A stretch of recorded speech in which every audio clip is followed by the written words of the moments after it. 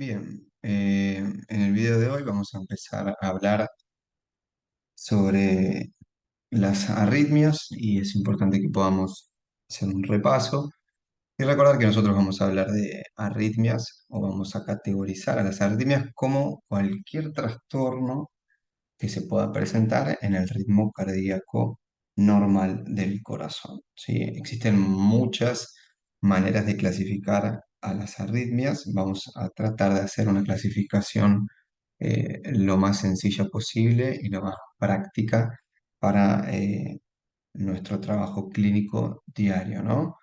En línea general, nosotros sabemos que tenemos las taquiarritmias, que son aquellas que cursan con una frecuencia cardíaca por encima de 100 latidos por minuto y que están relacionadas a un aumento de la actividad eléctrica del corazón, y las bradiarritmias, que son aquellas que que cursan con una frecuencia cardíaca por debajo de 60 y que tienen una disminución de la actividad eléctrica del corazón.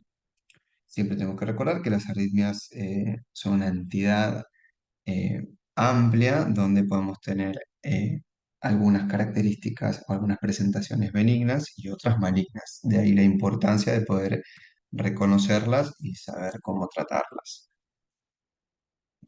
Eh, la clasificación de las arritmias, como mencionábamos recién, la más, eh, la más conocida es según su frecuencia, taqui o bradi, y según el origen y su fisiopatología podemos tener si son supraventriculares o ventriculares, si son trastornos de la formación o de la conducción del impulso cardíaco. ¿Sí? Acá tenemos un cuadro que esquematiza todas las arritmias conocidas. Nosotros en esta clase y en el video que viene vamos a intentar mencionar de manera general las bradi y las taquiarritmias más comúnmente abordadas en la práctica clínica y de una manera sistemática. Cuando nosotros hablamos de arritmias, eh, lo que tenemos que entender es que pueden existir trastornos específicos del automatismo del nódulo sinusal, ya sea una disfunción sinusal extrínseca o intrínseca, y trastornos de la conducción auriculoventricular, ¿sí? Dentro de los trastornos del automatismo sinusal podemos tener la arritmia sinusal respiratoria, el aumento del tono vagal, la arritmia sinusal que no está relacionada con la respiración, ¿sí? Y algunos otros tipos de patología, pero específicamente en la clase de hoy vamos a hablar de los trastornos de la conducción auriculoventricular, ¿sí? O lo que se conocen como los bloqueos auriculoventriculares, que lo que van a estar estas bradiarritmias van a estar caracterizadas por una alteración en la conducción del impulso desde su formación en el nódulo sinusal hasta la llegada a la masa ventricular y su conducción por el nódulo auriculoventricular, ¿sí? Eh, Nosotros lo que tenemos que objetivar en estas arritmias es dónde se origina el bloqueo, porque también a partir de ahí va a poder cambiar un poco el tratamiento farmacológico. Y recordar que los signos y síntomas pueden ser variables, pueden ser asintomáticos o oligosintomáticos, o pueden tener el paciente un síncope o, en el peor de los casos, una asistolia. Cuando el bloqueo se encuentra en el nódulo auriculoventricular, nosotros vamos a decir que es un bloqueo supraisiano, y cuando el bloqueo está en las ramas de las de His, vamos a decir que es un bloqueo infraisiano, ¿sí? Y cuando nosotros observamos el electrocardiograma, lo que vamos a poder ver son estos tres tipos de bloqueo: el bloqueo auriculoventricular de primer grado, el bloqueo auriculoventricular de segundo grado con sus dos variantes, y el bloqueo auriculoventricular completo o de tercer grado. Todos ellos van a comprender eh, a una patología que cursa con un deterioro progresivo de la conducción del impulso eléctrico.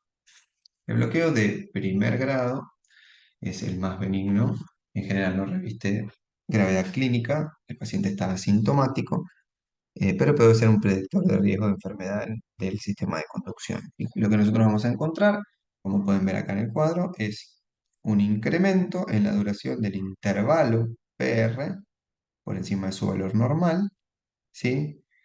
Donde desde el inicio de la onda P hasta el inicio del complejo QRS va a haber más de 200 milisegundos, ¿sí? Pero en este caso, todas las ondas P van a conducir el impulso hacia el ventrículo. Por eso, independientemente de que el intervalo PR va a estar prolongado, nosotros vamos a tener una onda P y la consecuente despolarización de los ventrículos.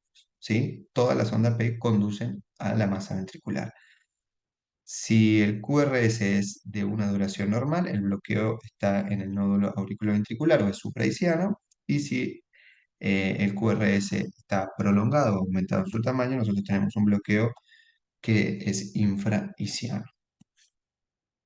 Cuando hablamos de bloqueo de segundo grado, ahí sí ya tenemos que empezar a identificar que no todas las ondas P van a conducir el impulso hacia la masa ventricular. Y como habíamos mencionado antes, en el bloqueo de segundo grado tenemos dos tipos, el tipo 1 y el tipo 2, o también se lo conoce como MOVITS 1 y MOVITS 2. En el bloqueo eh, auriculoventricular de segundo grado, MOVITS 1, lo que vamos a tener a nivel electrocardiográfico es una prolongación progresiva de la conducción auriculoventricular hasta que hay un impulso, o sea, hay un latido que no va a conducir, ¿sí? En general, el QRS tiene una duración normal. Si ustedes observan, acá tenemos un intervalo PR normal, acá ese intervalo PR se va prolongando, en el siguiente latido se prolonga aún más, y acá tenemos la onda P sin conducción a nivel ventricular. Y después nuevamente empiezan los latidos que conducen, prolongando el intervalo PR hasta que no conduce.